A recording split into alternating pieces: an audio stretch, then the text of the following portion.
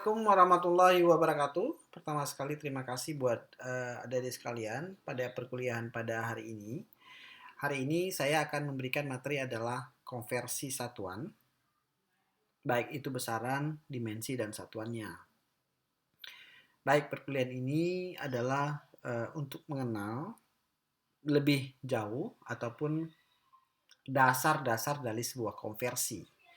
Ya, sering sekali kita kesalahan dalam menghitung sebuah nilai dan juga akan mengakibatkan sangat fatal dalam proses perhitungan yang terjadi. Baik, sebelum kita mulai, saya akan memberikan beberapa pengertian yang memang harus kita ketahui ya sebelum kita melanjutkan ke materi berikutnya. Ya, jadi besaran ini biasanya akan diukur dan dinyatakan dalam sebuah satuan-satuan tertentu. Misalnya kita mengukur sebuah panjang sebuah meja atau panjang yang dikatakan adalah sebuah nilai besaran.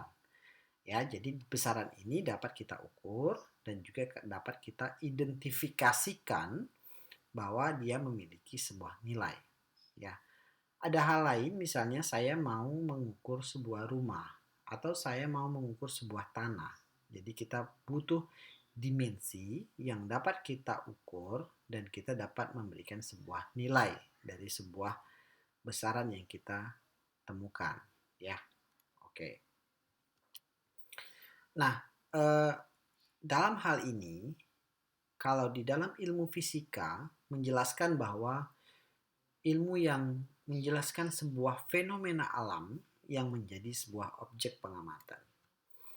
Nah, kalau kita lihat sebuah gambar ini, pasti Anda akan melihat bagaimana cara mendeskripsikan objek ini. Nah, mungkin Anda bisa mendeskripsikan. Ini adalah gajah.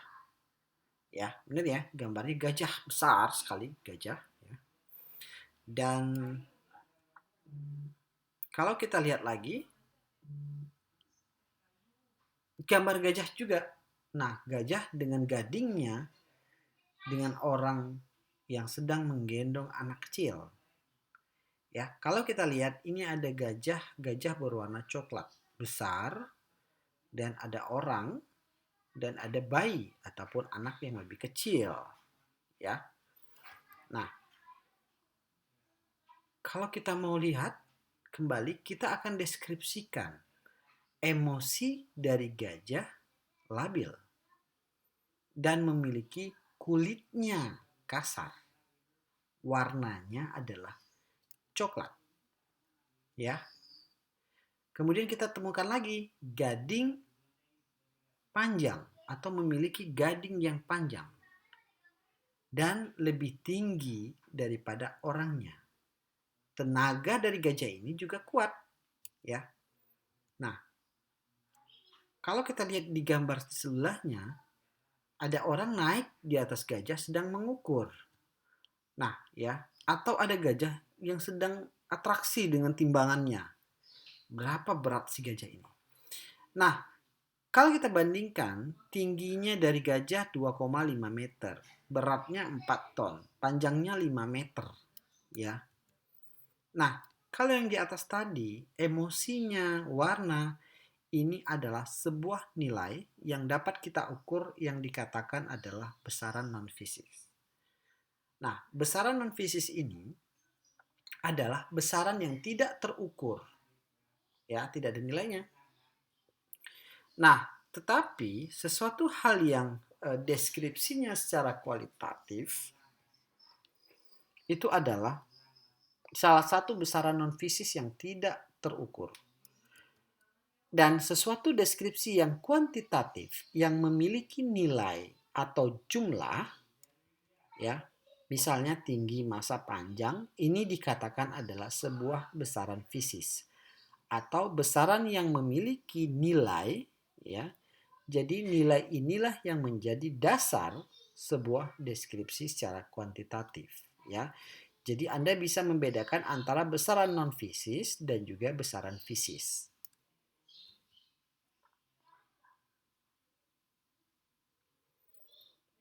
sebenarnya bagaimana cara kita mendefinisikan suatu besaran?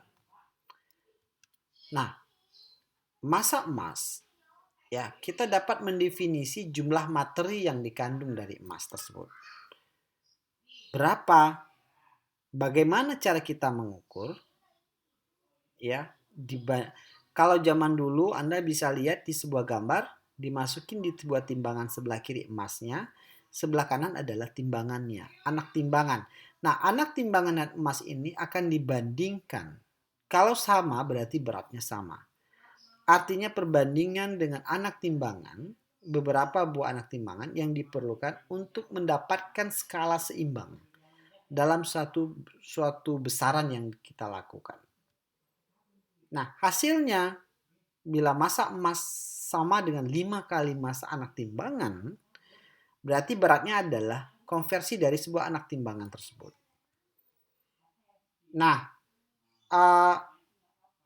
sama juga kita akan mendefinisikan sebuah panjang tali. Nah, definisi jarak dari satu titik paling ke kiri ke titik paling ke kanan pada tali, bagaimana cara kita mengukur? Bisa dengan jengkal. Saya punya tali, saya mau beli tali 3 jengkal. Ya, jengkal saya dengan jengkal Anda pasti akan berbeda. Ya, walaupun nilai perkaliannya sama. Misalnya saya punya jengkal 2 kali jengkalan dan jengkalan kamu adalah 2 kali. Pasti akan memiliki perbedaan yang tidak standar. Jadi, kita bisa mendeskripsikan secara kualitatif, ya. Panjang tali sama dengan 2 kali jengkal atau 2 kali panjang dari jengkal. Nah, hal ini juga dapat kita lakukan bagaimana kecepatan rata-rata. Kalau kita mendefinisikan jarak tempuh atau waktu tempuh, hal ini adalah kita mendefinisikan dari suatu besaran-besaran lainnya. Ya. Baik.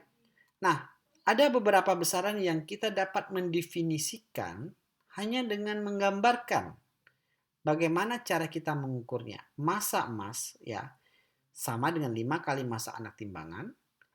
Panjang meja sama dengan 2 kali panjang jengkal. Dan besaran fundamental atau besaran dasar atau pokok yang memiliki adalah panjang, waktu, massa, dan lainnya. Nah, ada besaran yang dapat kita definisikan dengan cara menggambarkan bagaimana menghitung dari suatu besaran yang lain yang dapat diukur yang merupakan definisi sama dengan jarak tempuh atau waktu tempuh yang kita lakukan. Nah, ini yang sering sekali kita menghitung, tetapi kita kesalahan dalam sebuah perhitungan karena kita tidak bisa mengkonversikan nilai yang kita dapatkan. Ya, besaran turunan, artinya besaran awal yang kita turunkan dalam sebuah perhitungan.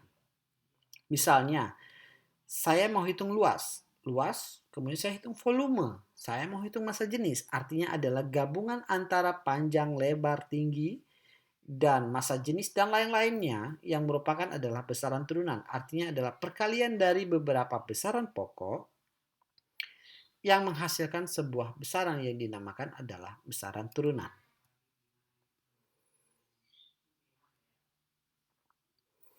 Baik, kemudian kita masuk ke section kedua. Ini adalah pengertian dari sebuah satuan. Nah, satuan adalah sesuatu yang kita gunakan untuk menyatakan nilai atau ukuran dari suatu besaran tersebut. Misalnya, saya akan menghitung berapa meter, berapa kilometer, berapa kilogram, berapa desimeter, dan sebagainya yang merupakan adalah rentetan dari sebuah pengertian sebuah satuan. Nah, di dalam satuan, kita sering bisa menilai atau mengidentifikasikan sebuah nilai tersebut dalam bentuk besaran fisis yang dinyatakan dengan nilai. Misalnya, saya mau beli emas, berapa massanya? 5 anak timbangan. Berapa 5 anak timbangan? Itu yang harus diidentifikasikan. Panjang meja, ya 2 jengkal. Atau saya mau tolong beli baju saya 2 hasta ukurannya. dua hasta. Hasta seseorang berbeda dengan hasta orang lain, ya. Jadi ini adalah salah satu nilai besaran fisis yang dinyatakan dengan sebuah perbandingan atau satuan. Nah, satuan ini yang menjadi dasar ya untuk bisa menghitung sebuah nilai. Panjang satuan yang lain seperti spidol, jengkal, kaki, hasta, dan sebagainya. Kalau seandainya terlalu banyak satuan yang akan menjadi sebuah akibatnya banyak versi dan nantinya tidak bermanfaat dan menimbulkan kekacauan. Salah satu contoh, saya mau beli sepatu ukurannya adalah 1 jengkal. Tolong dititipkan ke teman saya. Ketika dibeli, teman saya mengukur secara akurat dengan 1 jengkal. Ketika dibawa pulang, saya tidak bisa menggunakannya. Kenapa? Karena jengkalnya lebih kecil daripada jengkal saya. Artinya apa? Tidak bermanfaat sama sekali. Ya, jadi satuan ini harus memiliki standar yang bisa dijadikan dan semua itu adalah nilainya sama. Jadi bisa menjadi suatu pengukuran yang bisa digunakan oleh semua orang dalam bentuk yang sama, ya. Jadi mau di negara belahan manapun dengan nilai yang sama, Anda bisa mendapatkan hasil yang sama. Jadi adalah ini yang perlu kita lakukan dalam sebuah perhitungan. Nah, ya, jadi akibatnya seharusnya ya definisi yang sama dan itu bisa bermanfaat bagi semua orang dan juga nilai satuan harus bisa diterima oleh semua orang. Ya. Bagaimana caranya? Ada sebuah kesepakatan, ada sebuah perjanjian atau ada sebuah nilai ataupun ada sebuah asosiasi yang menjamin bahwa nilai itu adalah sama, ya. Nah, kalau kita lihat lagi, perlu kita tetapkan sebuah standar. Artinya nilai satuan tadi harus ada standar. Nama dan definisi. Dan tidak semua besaran perlu standar. Kenapa? Karena jumlah besaran itu sangat banyak, ya, banyak sekali, ya. Hanya besaran dasar saja yang perlu kita bikin standarnya dan yang lainnya akan menjadi sebuah turunan ataupun adalah pengembangan dari sebuah nilai dasarnya atau besaran yang kita temukan. Siapakah yang menetapkan standar dan satuan? Nah, ini dia. Mungkin kebetulan banyak peneliti dan juga penerima Nobel itu berasal dari negara Perancis. Jadi ada sebuah lembaga karena mereka duluan merdeka dan mereka juga duluan mengembangkan sebuah ilmu pengetahuan dan mereka sudah berkembang jauh 200 tahun dari kita, 100 tahun dari kita. Mereka sudah membuat sebuah kantor ataupun sebuah lembaga dalam lembaga internasional untuk mengukur dan juga menghitung berat ya atau standar dan satuan. Yaitu kalau di Perancis namanya adalah Bureau International de Poids et Mesures ya. Dan kalau di Inggris kan dan juga kalau di Indonesia kan Biro Berat dan Ukuran Internasional itu ada di Serres. Serres itu sebuah kota di Prancis, bagian apa namanya distriknya ya yang menjadi sebuah kantor dalam proses perhitungan. Jadi standarnya mereka yang akan keluarkannya ya. Jadi salah satu lembaga ataupun lembaga ataupun biro yang mengeluarkan berapa nilai berat atau suatu ukuran benda ya. Nah, ini berasal dari Perancis awalnya, standar mereka duluan yang membuatnya. Nah, sekarang kita akan coba lihat nilai besaran waktu. Nah, waktu adalah selang antara dua kejadian atau dua peristiwa. Kalau tidak ada proses antara dua waktu, itu kita tidak bisa menghitung nilai besarannya. Ya. Nah, misalnya waktu siang sejak matahari terbit hingga matahari tenggelam. Waktu hidup sejak Anda dilahirkan hingga Anda meninggalkan dunia. Nah, alat ukur sama juga. Segala sesuatu yang berulang secara periodik putarannya yang selalu sama, ya. Contoh rotasi bumi, revolusi bumi, ya. Kemudian lain-lainnya. Nah, kalau Anda lihat di gambar, ini adalah salah satu bagaimana orang dulunya menghitung jam berapakah saat ini. Nah, ini Anda bisa menghitung di titik apa namanya? Ini biasanya kalau di Eropa Anda bisa menemukan di depan gereja, di semua katedral ataupun kastil, atau juga eh, ya gereja-gereja, ya gereja-gereja tua, itu pasti ada alat bagaimana kita mengukur jam berapakah saat ini. Jadi Anda tinggal berdiri, Anda melihat bayangan Anda di mana dan akan muncul itulah jam saat ini, ya. Nah, itu mereka sudah melakukannya dan sudah buat itu di zaman tahun 1800-an, ya.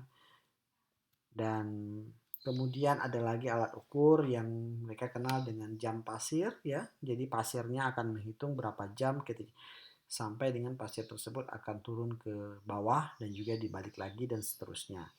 Ini yang dikenal dengan jam pasir dan ini sudah dilakukan sejak lama. Jadi kalau mengukur berapa sekian menit dan itu adalah jam pasirnya akan bergerak sehingga bagian atas akan hilang menurun ke bawah dan sebaliknya juga akan naik ke atas dan sebagainya. Semuanya dengan nilai tingkat dan gaya gravitasi yang digunakan. Nah, berkembang muncul juga jam, ya. Jam kemudian sampai dengan jam atom. Jam atom ini adalah salah satu teknologi yang mereka ciptakan untuk menghitung dalam 1 detik. Jadi bagaimana orang menghitung 1 detik? Ya.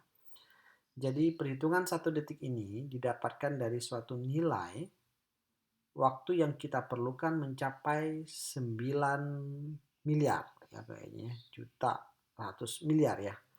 9 miliar kali periode isolasi dari atom cesium. Jadi atom cesium ini yang memiliki nilai periode osilasi yang standar dalam sebuah perhitungan waktu. Ya. Baik, kita lanjutin. Nah, evolusi satuan panjang. Kita cerita banyak tentang evolusi satuan panjang. Jadi pada tahun 1960 itu satuan ini terus berkembang, orang akan menggunakan dan juga akan mengklaim bagaimana jarak antara 1 meter. Kalau dikatakan 1 meter itu berapa? Jadi adalah merupakan sebuah standar yang harus dilakukan oleh semua. Nah, 1 meter sama dengan jarak antara 2 garis batang yang terbuat dari campuran platinum iridium yang disimpan pada kondisi tertentu di biru Puat Missouri di Prancis waktu itu. Ya, 1 meter dalam sebuah perhitungan dengan menggunakan lampu Krypton, ya, adalah 1.650.000 sekian kali panjang orange ridge. Jadi gelombang cahaya orange merah yang dipancarkan dengan menggunakan lampu Krypton. Dan berkembang terus, balik lagi pada zaman dulu orang menghitung 1 meter adalah jarak yang tempuh antara cahaya dalam ruang hampa. 299 juta detik. Ya, akhirnya berkembang terus dengan perdebatan-perdebatan yang muncul. Berapa nilai 1 meter? Akhirnya dengan mendefinisikan kecepatan cahaya dalam ruang hampa, ya, pada tahun 1983 itu digunakan kembali. Ya, jadi 2.999 meter per second. Ya. Nah, kemudian kita lihat lagi sebuah evolusi satuan massa. Untuk 1 kilogram massa suatu silinder yang terbuat dari campuran platinum iridium tadi disimpan di kantor atau di sebuah biro Puat Missouri di sebuah kota Cerf dekat dengan Prancis. Ini pinggiran Prancis, ya. Nah, kemudian dianalisa terus dan berkembang, ya, dengan berbagai teknologi, dengan berbagai cara, ya, dalam sebuah proses evolusi massa. Nah, proses evolusi massa ini memunculkan beberapa sistem-sistem, artinya memunculkan ilmuwan-ilmuwan lain yang muncul dalam sebuah sistem namanya adalah metrik. Nah, Pada abad ke-19 ditetapkan ada 7 besaran yang digunakan secara resmi. Artinya sistem ini digunakan dengan menggunakan standar-standar international system atau yang kita kenal dengan SII, System International Unit ya. Di unit. Jadi sebuah sistem internasional atau sebuah unit perhitungan dalam sebuah sistem internasional ya. Ada mol, ampera, kelvin, kemudian kilogram ya dan lain-lain. Nah, besaran ini yang digunakan di dalam standar internasional ya, ada international system atau sistem standar nasional, internasional. Yang pertama adalah besaran satuan dan dimensi. Jadi bagaimana kita menggunakan sebuah satuan yang dikonversikan di dalam sebuah dimensi. Nah, massa atau kilogram ya, dimensinya adalah M dan juga panjang dalam bentuk meter, detik dalam bentuk T, ampere dalam bentuk arus listrik. Ya, kemudian ada temperatur atau kita gunakan Kelvin, walaupun nanti ada Celsius Anda bisa tinggal konversikan, Fahrenheit Anda tinggal bisa konversikan dengan nilai yang kita gunakan ya. Nah, kemudian ada intensitas cahaya atau yang dikenal dengan nilai kandela ya.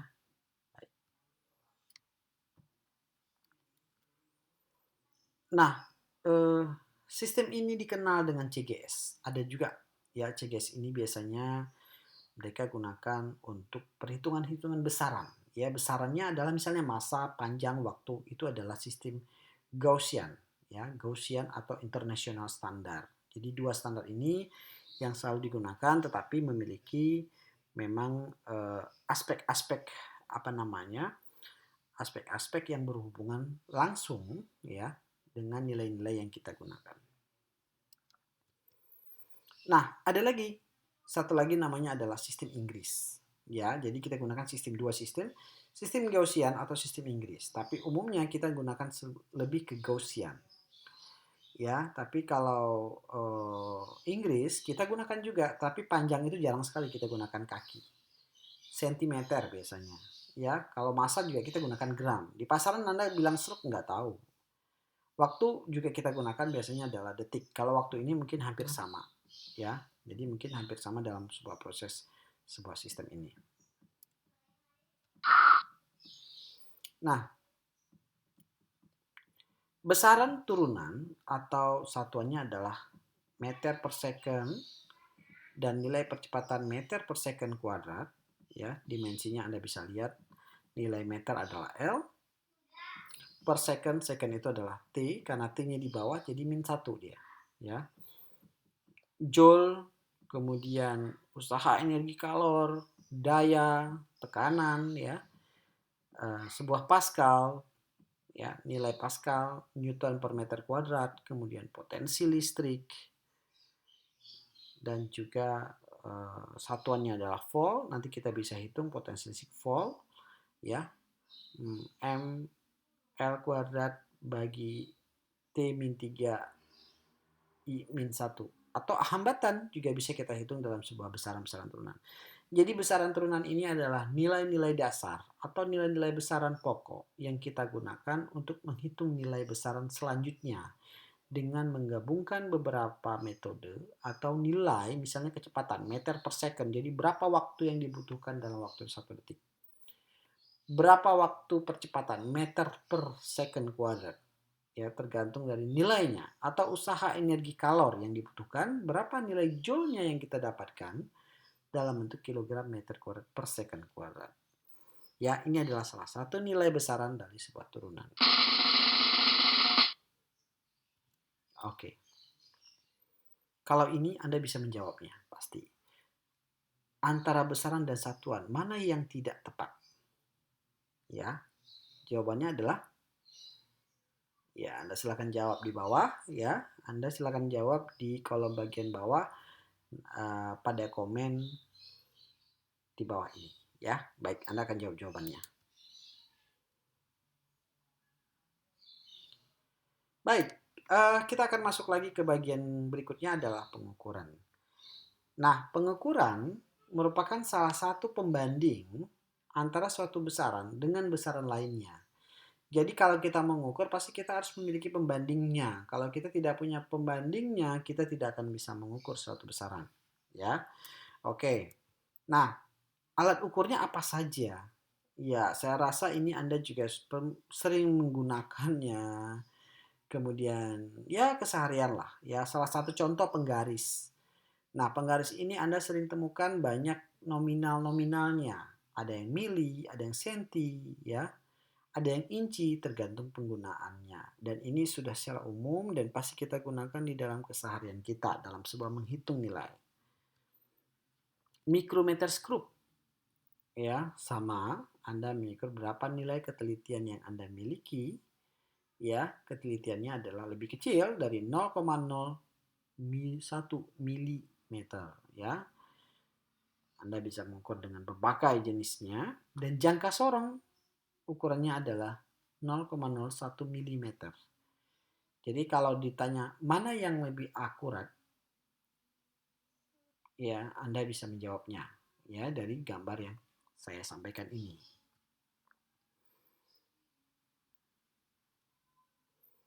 Alat ukur massa. Nah, timbangan. Ya, timbangan ini pasti semua orang pasti tahu ya. Kemudian ada juga alat ukur massa neraca analitis. Nah, pertanyaannya, Anda kalau masuk ke lab, pasti Anda melihat timbangan tapi dikacain gitu.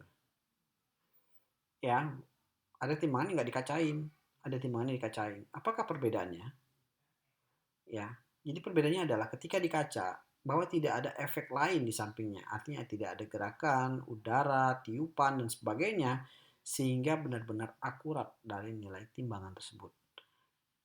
Itulah fungsinya ditutup. Jadi bukan biar keren ya. Jadi ditutup supaya dia tidak ada efek lain di lingkungannya. Sehingga berat itu benar-benar sesuai dengan berat yang kita inginkan. Nah, alat ukur waktu apa saja yang kita dapatkan dalam sebuah alat ukur waktu? Ya, jam, kronometer, ya, banyak dan lain-lainnya. Kemudian alat ukur suhu, termometer, ya. Ya, ini Anda bisa gunakan dalam bentuk konversi apapun, ya. Nah, konversi satuan. Mengapa kita perlukan konversi satuan? Yang pasti, kalau Anda lihat dari gambar, Anda akan tahu berapa jarak antara ke Rises Triangle Park atau ke Durham. Ada dua bentuknya. Jadi dia akan bikin dalam bentuk ini karena lokasinya di Australia. Pasti dia akan gunakan adalah mil. Namun kebiasaan orang menggunakan kilometer. Jadi dia akan konversikan juga dalam bentuk mil dan kilometer. Ya, makanya kenapa bisa 11? Karena ada konversinya. 1 mil sekian kilometer. Ya, jadi konversi ini adalah penting. Dari mil ke kilometer artinya adalah standar internasional ke British. Ya, atau dimensi yang lain dengan alat ukur yang kurang praktis, misalnya mengukur panjang jalan dengan satuan sentimeter ke kilometer. Wah, ini terlalu tinggi nolnya, ya. 1 kilometer dengan sentimeter. Wow, ribuan, ya. 1 kilometer sekian sentimeter, ya. Jadi memang sangat besar, ya. Baik. Analisis sebuah dimensi. Apakah persamaan berikut secara dimensi ini kita melihat bahwa nilai jarak tempuh oleh suatu mobil dalam suatu waktu, jika mobil dimulai dari kecepatan awal V0 dan bergerak dengan kecepatan tetap A, maka analisis dimensi menggunakan fakta bahwa dimensi dapat diberlakukan sebagai besaran aljabar. Besaran-besaran yang dapat ini kita akan dapat jumlahkan atau kita kurangkan hanya jika besaran tersebut menjadi sebuah nilai dimensi yang sama. Artinya kalau dimensi yang sama, kita dapat menjumlahkan atau kita kurangkan. Jadi kalau dimensinya tidak sama, Anda harus menyamakan nilai dimensinya dulu. Nah, besaran yang kedua, sisi persamaan harus memiliki dimensi yang sama. Jadi persamaan-persamaan ini adalah konsepnya memiliki dimensi yang sama sehingga kita bisa menghitung nilai-nilai perhitungan aljabar ini.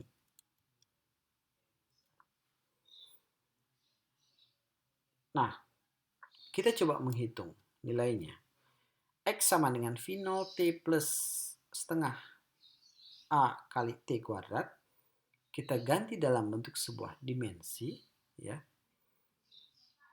Ya, L bagi T kali T tambah L bagi T kuadrat kali T kuadrat. Kalau kita lihat, ya, T kuadrat bisa kita hilangin. T bisa kita hilangin dan nilainya adalah L tambah L. Berarti sama dengan adalah L sama dengan 2L. Ya. Berarti sisi persamaan yang kita buat mempunyai dimensi yang sama, maka persamaan ini secara benar secara dimensi. Ya, dimensinya sama, tetapi dalam sebuah perhitungannya akan berbeda. Nah, catatan, walaupun analisis dimensi sangat berguna, tetapi memiliki batasannya, yaitu tidak dapat menjelaskan nilai-nilai konstan numerik yang ada dalam sebuah persamaan. Nah, persamaan yang benar secara analisis dimensi belum tentu benar secara fisis. Artinya, perhitungan secara dimensi tapi belum tentu benar secara fisis, ya. Nah, salah satu contoh perhitungan, penjumlahan dua buah besaran kelajuan 72 km per jam. Kita tambahkan dengan 30 meter per second. Salah satu harus dikonversi satuan dari besaran satu ke satuan besaran lain. Jadi 72 km per jam. Jadi 72 km dapat kita konversikan menjadi meter per second. 72. 1 km sama dengan 1000 meter. 1 jam adalah 3600. 72 berarti 72 kali 1000. Kita bagi dengan 3600, nilainya adalah 20 meter per second. Maka kita tambahkan 30 meter per second, jadi jumlahnya adalah 50 meter per second. Jadi mudah ya. Ketika Anda ingin menjumlahkan atau mengurangkan, Anda harus bisa menyamakan nilai dimensinya dulu. Nilai konversinya dulu. Ya, dimensinya, konversinya disamakan, baru Anda bisa menjumlahkan atau mengurangkan dari sebuah nilai tersebut. Nah, baik, terima kasih untuk perkuliahan hari ini. Dan mudah-mudahan Anda bisa paham dengan kuliah bagaimana kita menghitung sebuah besaran, dimensi, dan satuan. Dan jangan lupa Anda like and subscribe di YouTube saya. Baik, terima kasih. Saya tutup.